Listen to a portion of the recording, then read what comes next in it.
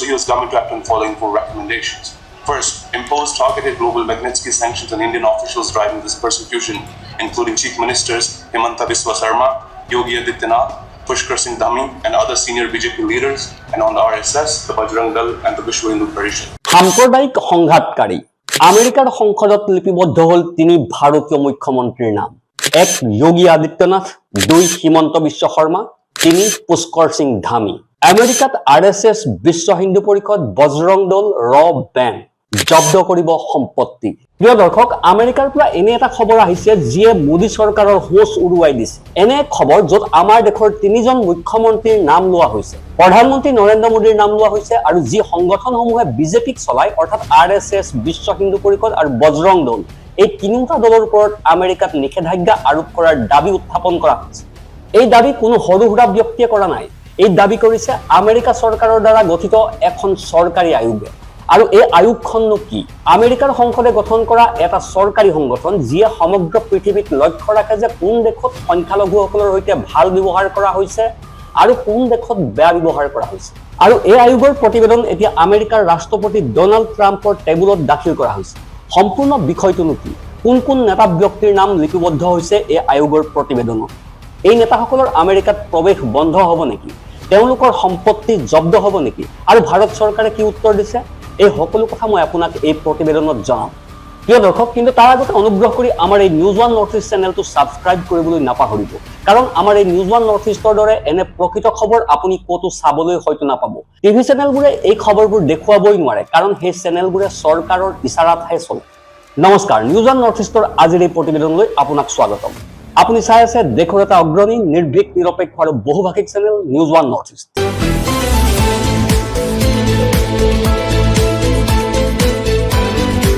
News one north ইষ্টৰ মাধ্যমেৰে আমি কেৱল বাতৰি সম্প্ৰচাৰ কৰাই নহয়, ইয়াৰ আঁৰৰ প্ৰকৃত সত্যও আপোনাৰ সন্মুখত তুলি ধৰিবলৈ চেষ্টা কৰোঁ, যিবিলাক বাতৰি গদি মিডিয়াই আপোনাৰ সন্মুখৰ পৰা সদায় লুকুৱাই ৰাখে। গতিকে আহক আৰম্ভ কৰোঁ। চাওক, এই বিষয়টো আৰম্ভ হৈছিল চলিত বছৰৰ মাৰ্চ মাহৰ 4 তাৰিখৰ পৰা। সেইদিনা আমেৰিকাৰ এখন চৰকাৰী আয়োগে নিজৰ প্ৰতিবেদন প্ৰকাশ কৰিছিল। এই আয়োগখনৰ কাম হৈছে সমগ্ৰ পৃথিৱীৰ দেশসমূহৰ ওপৰত দৃষ্টি ৰখা যে ক'ত হিন্দু, মুছলমান, খ্ৰীষ্টান, শিখ অৰ্থাৎ যিকোনো ধৰ্মৰ সংখ্যালঘু লোকক হাৰাশাস্তি কৰা হৈছে নেকি তাৰ প্ৰতিবেদন প্ৰস্তুত কৰা। আৰু এই আয়োগে পোনপটীয়াকৈ আমেৰিকাৰ ৰাষ্ট্ৰপতি আৰু সংসদলৈ নিজৰ পৰামৰ্শ প্ৰেৰণ কৰে। প্ৰিয় দৰ্শক, হয়তো এতিয়া আপুনি বুজি পাইছে এই আয়োগ কিমান শক্তিশালী। এই আয়োগখন কোনো 2-4জন ব্যক্তিৰ গোট নহয়, এইখন আমেৰিকাৰ সংসদে গঠন কৰা আয়োগ। এই আয়োগখন গঠন কৰা হৈছিল 1989 চনত, আৰু ইয়াত অন্তৰ্ভুক্ত লোকসকলক আমেৰিকাৰ ৰাষ্ট্ৰপতি আৰু সংসদৰ ডাঙৰ ডাঙৰ নেতাসকলে নিৰ্বাচন কৰে। অৰ্থাৎ এই আয়োগৰ প্ৰতিটো কথাৰ ওপৰত আমেৰিকা চৰকাৰে গুৰুত্ব দিয়ে। এতিয়া এই প্ৰতিবেদনত ভাৰতৰ বিষয়ে যিবোৰ কথা লিখা হৈছে সেয়া এনে কথা যি আজিলৈকে কেতিয়াও হোৱা নাছিল। প্ৰথম কথা, আয়োগে কৈছে যে ভাৰতক সেই দেশসমূহৰ তালিকাত অন্তৰ্ভুক্ত কৰা হওক য'ত ধৰ্মীয় স্বাধীনতা নাই। আৰু তেনে তালিকাত কোন কোন দেশ আছে? প্ৰিয় দৰ্শক, অলপ শুনক। উত্তৰ কোৰিয়া, চীন, ইৰাণ, পাকিস্তান, আফগানিস্তান। অৰ্থাৎ আমেৰিকাই ভাৰতক এই দেশসমূহৰ সৈতে থিয় কৰাব বিচাৰিছে। ভাবকচোন, যি ভাৰতে নিজকে বিশ্বৰ আটাইতকৈ ডাঙৰ গণতন্ত্ৰ বুলি কয়, সেই ভাৰতবৰ্ষকে পাকিস্তান আৰু উত্তৰ কোৰিয়াৰ সমপৰ্যায়ত ৰখা হৈছে। এইটো প্ৰথমবাৰৰ বাবে হোৱা নাই। যোৱা 7 বছৰৰ পৰা এই আয়োগে একেই কথাই কৈ আহিছে, কিন্তু আমেৰিকা চৰকাৰে এতিয়ালৈকে এই কথা মানি লোৱা নাই। কিন্তু এইবাৰ যিটো হৈছে সেয়া আৰু ডাঙৰ। এই প্ৰতিবেদনত প্ৰথমবাৰৰ বাবে RSSৰ নাম লোৱা হৈছে। RSS যি বিজেপিৰ জননী, যাৰ লাখ লাখ স্বয়ংসেৱক আছে আৰু যাৰ ভিত্তি 1925 চনতে স্থাপন হৈছিল, সেই RSSৰ ওপৰত আমেৰিকাত নিষেধাজ্ঞা আৰোপ কৰাৰ দাবী কৰা হৈছে। লগতে ভাৰতৰ চোৰাংচোৱা সংস্থা অৰ্থাৎ ৰিচাৰ্চ এণ্ড এনালাইচিছ উইঙৰ ওপৰতো নিষেধাজ্ঞাৰ দাবী তোলা হৈছে। প্ৰিয় দৰ্শক, নিষেধাজ্ঞাৰ অৰ্থ কি? এই নিষেধাজ্ঞাৰ অৰ্থ হৈছে এই সংগঠনসমূহৰ আমেৰিকাত যি সম্পত্তি আছে সেয়া জব্দ কৰা হ'ব। এই সংগঠনসমূহৰ ব্যক্তিসকলৰ আমেৰিকাত প্ৰৱেশ বন্ধ হৈ যাব। প্ৰতিবেদনখনত এইটো কথাও কোৱা হৈছে যে এতিয়া আমেৰিকাই চিন্তা কৰা উচিত যে ভাৰতৰ সৈতে অস্ত্ৰ-শস্ত্ৰৰ ব্যৱসায় আৰু আন আন ব্যৱসায় অব্যাহত ৰাখিবনে নাই যদি ভাৰতৰ সংখ্যালঘুসকলৰ অৱস্থা উন্নত নহয়। প্ৰিয় দৰ্শক, এতিয়া আহোঁ এই সম্পূৰ্ণ কাহিনীটোৰ আটাইতকৈ ডাঙৰ বিষয়টো। 7 মে'ত আমেৰিকাৰ ৰাজধানী ৱাশ্বিংটনত তেওঁলোকৰ সংসদৰ এটা ভৱনত এই আয়োগে এটা মুক্ত শুনানি আয়োজন কৰিছিল। বিষয় আছিল ভাৰতত সংখ্যালঘুসকলৰ অৱস্থা। এই শুনানিত আয়োগৰ উপসভানেত্ৰী আসিফ মাহমুদ নামৰ এগৰাকী মহিলাই পোনপটীয়াকৈ কৈছিল যে ভাৰতত ধৰ্মীয় স্বাধীনতাৰ অৱস্থা অতি শোচনীয়। আয়োগৰ সভাপতি ভিকি হাৰ্টজলাৰে কৈছিল যে ভাৰতত পৰিস্থিতি ক্ৰমাগতভাৱে বেয়া হৈ গৈ আছে। এই শুনানিত 4জন লোকক নিজৰ মতামত প্ৰদান কৰিবলৈ আমন্ত্ৰণ জনোৱা হৈছিল। প্ৰথমজন আছিল আমেৰিকাৰ এজন প্ৰাক্তন শীৰ্ষ বিষয়া ষ্টিফেন ৰেপ, যি পূৰ্বে আমেৰিকা চৰকাৰত মানৱ অধিকাৰৰ ডাঙৰ পদবীত আছিল। দ্বিতীয়গৰাকী আছিল আমেৰিকাৰ এখন বিখ্যাত বিশ্ববিদ্যালয়ৰ অধ্যাপিকা অংগনা চেটাৰ্জী। তৃতীয়গৰাকী আছিল আন এজন অধ্যাপক অৰ্জুন ছেঠী, আৰু চতুৰ্থজন আছিল এজন যুৱক যাৰ নাম আছিল ৰাৱিক নায়ক। এই যুৱকজন কাশ্মীৰৰ বাসিন্দা। সম্প্ৰতি ৰাৱিক নায়কে আমেৰিকাত বাস কৰে আৰু ভাৰতত বিয়পি থকা সাম্প্ৰদায়িক ঘৃণাৰ ওপৰত গৱেষণা কৰি আছে। প্ৰিয় দৰ্শক, এতিয়া শুনক ৰাৱিক নায়কে এই শুনানিত কি কৈছিল, কাৰণ তেওঁৰ কথাই ভাৰতত সম্প্ৰতি আলোড়নৰ সৃষ্টি কৰিছে।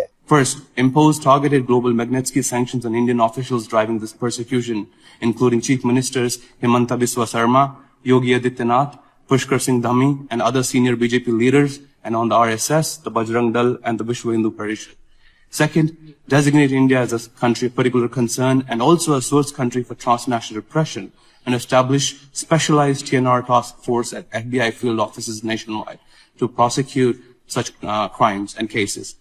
Third, USERF should examine the role of private companies whose machinery has been used in the destruction of minority properties, hold them accountable, and ensure they adopt binding human rights safeguards.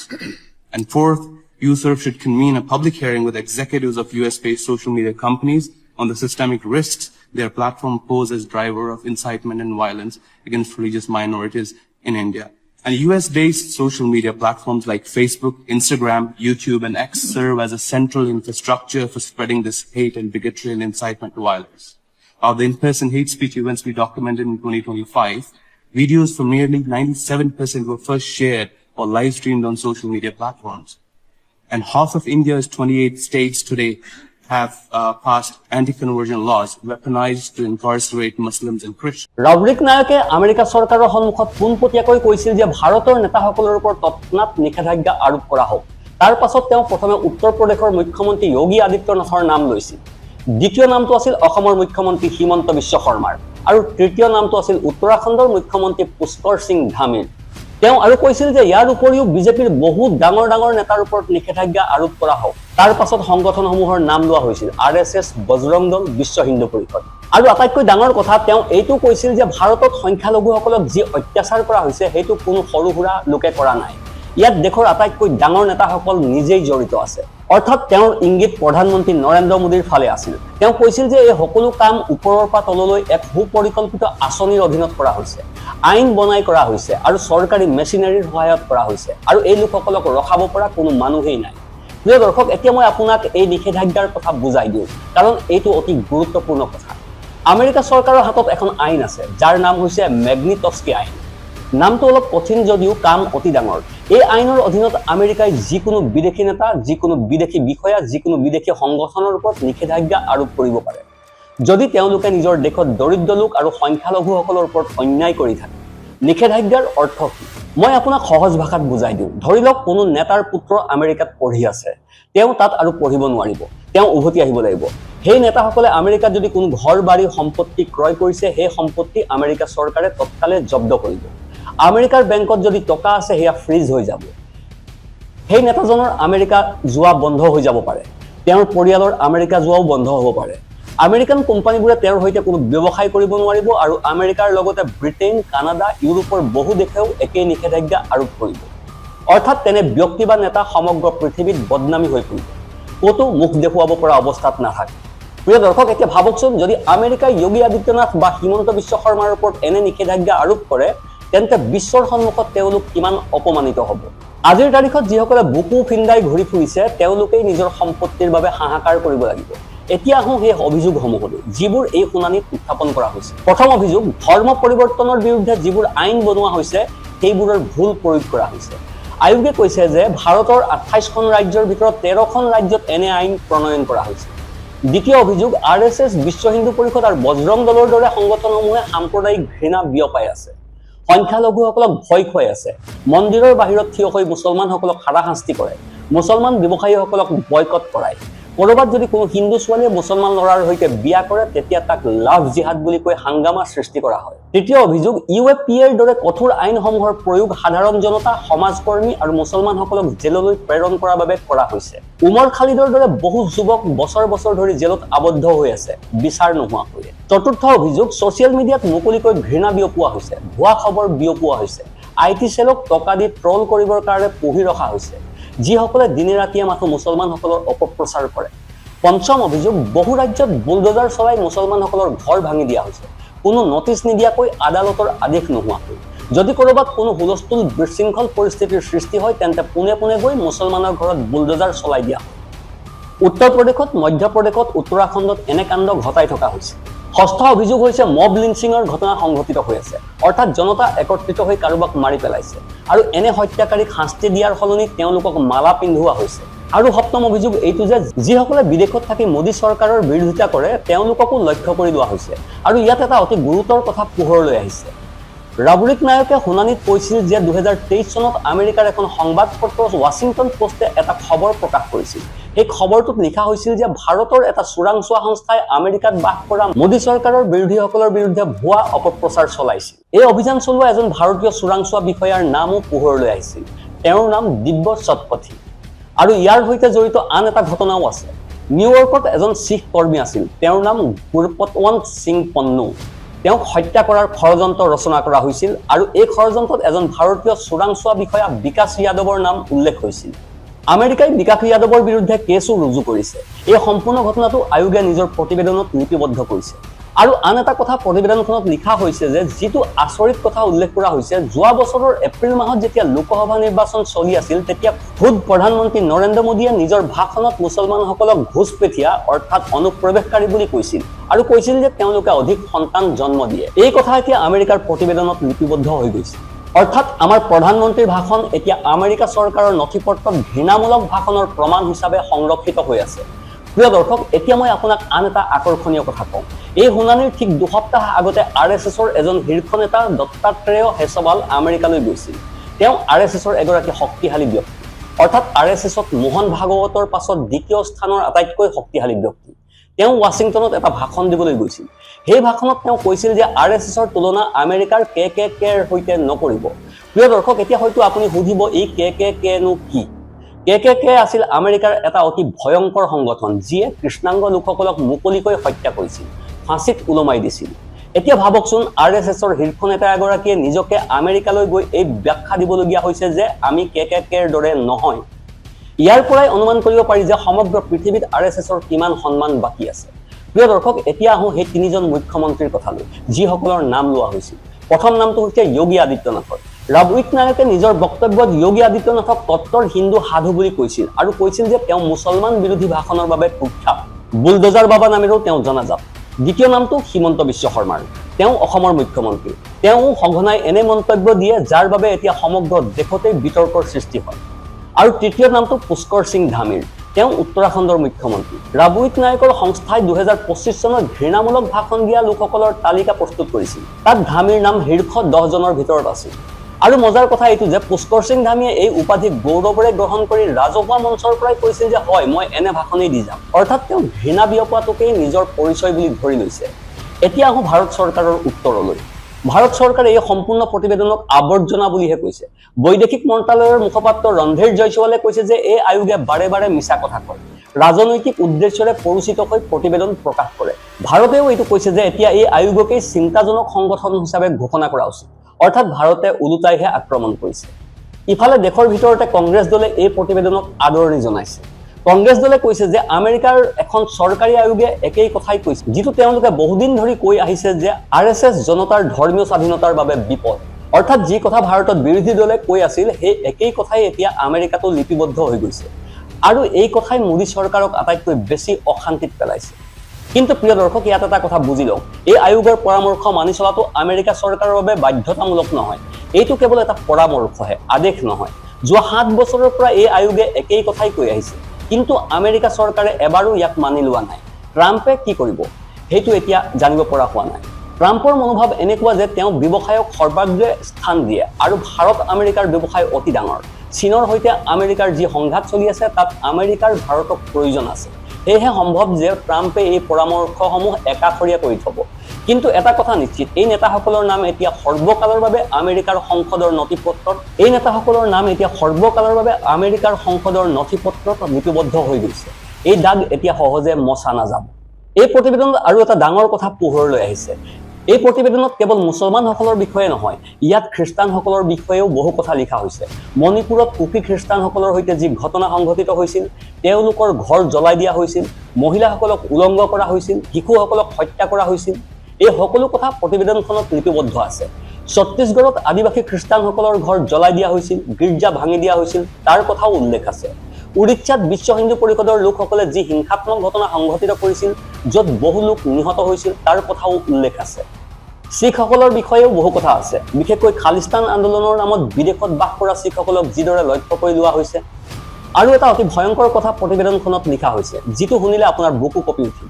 যোৱা বছৰৰ মে' মাহত অৰ্থাৎ 2025 চনত ভাৰতীয় বিষয়াসকলে 40 জন ৰোহিংগীয়া শৰণাৰ্থীক আটক কৰিছিল, যাৰ ভিতৰত 15 জন খ্ৰীষ্টান আছিল।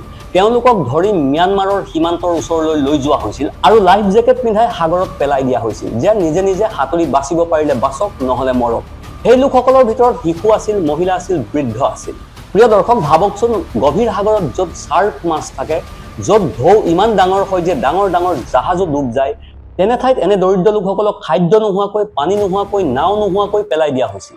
এই কথা কোনো পাকিস্তানী বাতৰি কাকতে কোৱা নাই। এই কথা এতিয়া আমেৰিকা চৰকাৰৰ নথিপত্ৰত লিপিবদ্ধ হৈ গৈছে আৰু এতিয়া বিশ্বৰ আগত ভাৰতৰ আচল চৰিত্ৰ উন্মোচিত হৈ পৰিছে।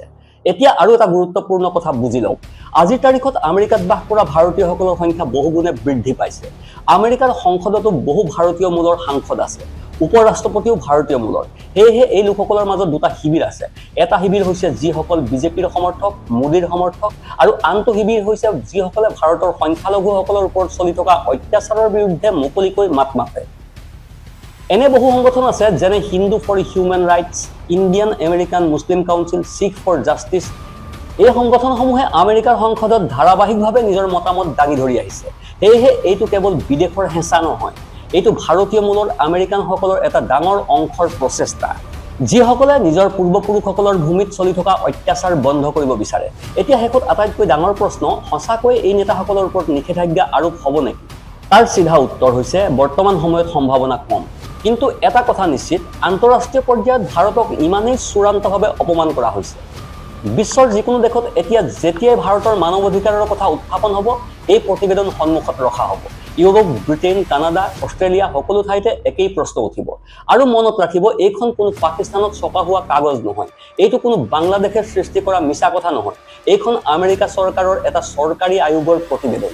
আৰু ভাৰত চৰকাৰে যিমানেই ইয়াক মিছা বুলি নকওক, এই প্ৰতিবেদন বিশ্বজুৰি লাইব্ৰেৰী, বিশ্ববিদ্যালয় আৰু আইনী নথিপত্ৰত সৰ্বকালৰ বাবে সংৰক্ষিত হৈ গৈছে। প্ৰিয় দৰ্শক, এতিয়া আপুনি মোক কমেণ্ট ছেকশ্যনত জনাওক, সঁচাকৈয়ে আমাৰ দেশত সংখ্যালঘুসকলৰ অৱস্থা ইমান দুৰ্বিষহ হৈ পৰিছে নেকি, যে আমেৰিকা মাজত সোমাবলগীয়া হৈছে?